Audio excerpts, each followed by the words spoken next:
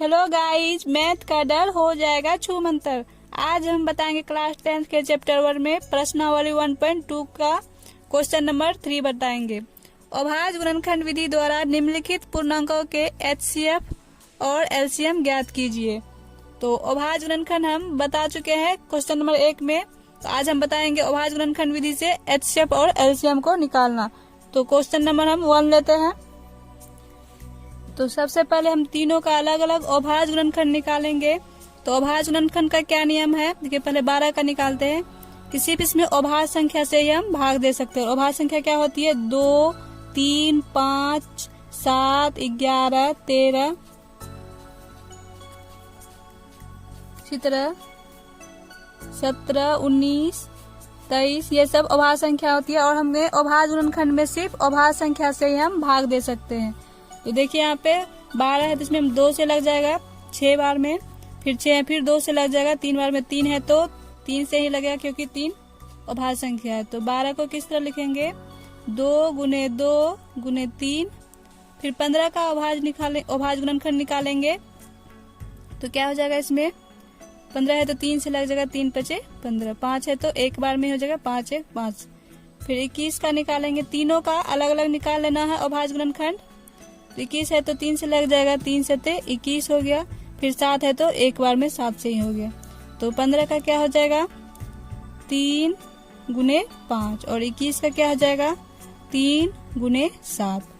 तो अब देखिए एचसीएफ क्या होता है, एचसीएफ महत्तम समावर्त क्या होता है कि जो तीनों में कॉमन हो वही एचसीएफ हो जाता है। तो देखिए तीनों में क्या है, 3 इसमें भी है और 3 इसमें भी है और 3 इसमें भी है।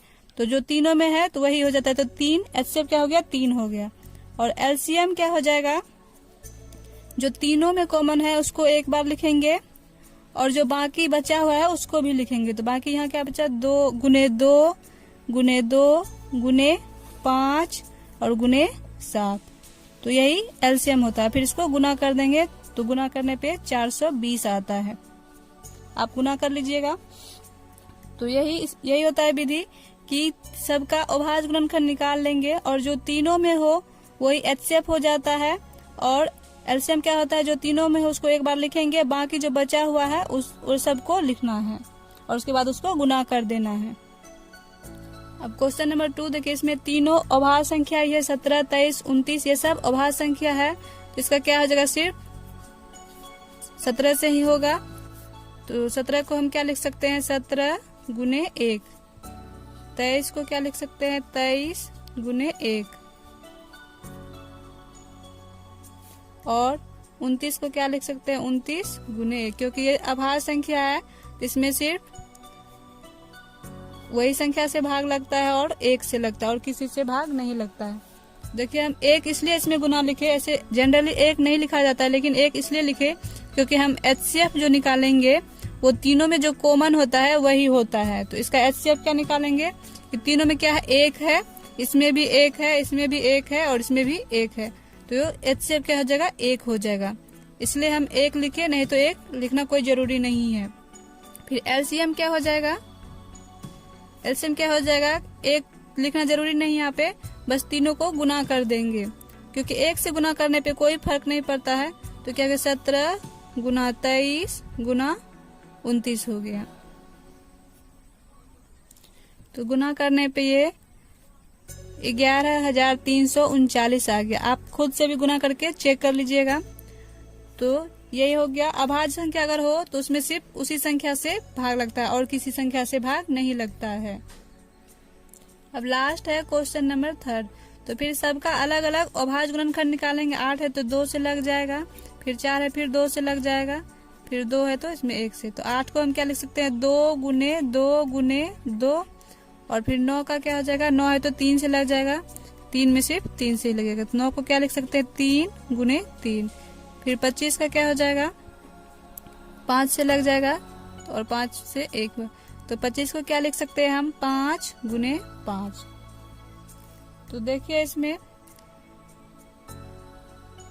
एचसीएफ क्या हो जाएगा, तीनों में कॉमन होना चाहिए। तो देखिए तीनों में कुछ भी कॉमन नहीं है, इसलिए हम 1 भी देंगे, गुना 1 गुना 1 गुना 1। तो 1 तीनों में है कॉमन, तो HCF क्या हो जाएगा, 1 हो जाएगा। और LCM क्या हो जाएगा,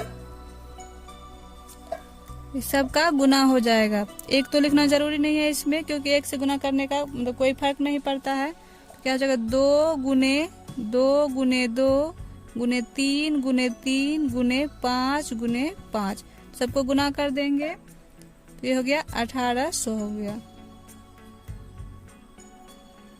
तो यही होता है LCM और HCF निकालने का नियम अभाज्य गुणनखंड विधि द्वारा, कि जो सब में होगा कॉमन वो HCF हो जाएगा, और LCM जो सब में है उसको भी लिखेंगे, और जो बाकी बचा उसको भी लिखेंगे।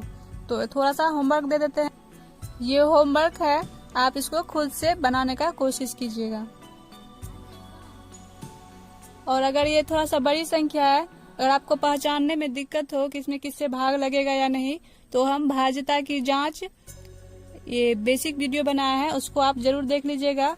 उसको देखने के बाद आप देख के ही पहचान जाएंगे कि इसमें किस संख्या से भाग लगेगी या नहीं लगेगी।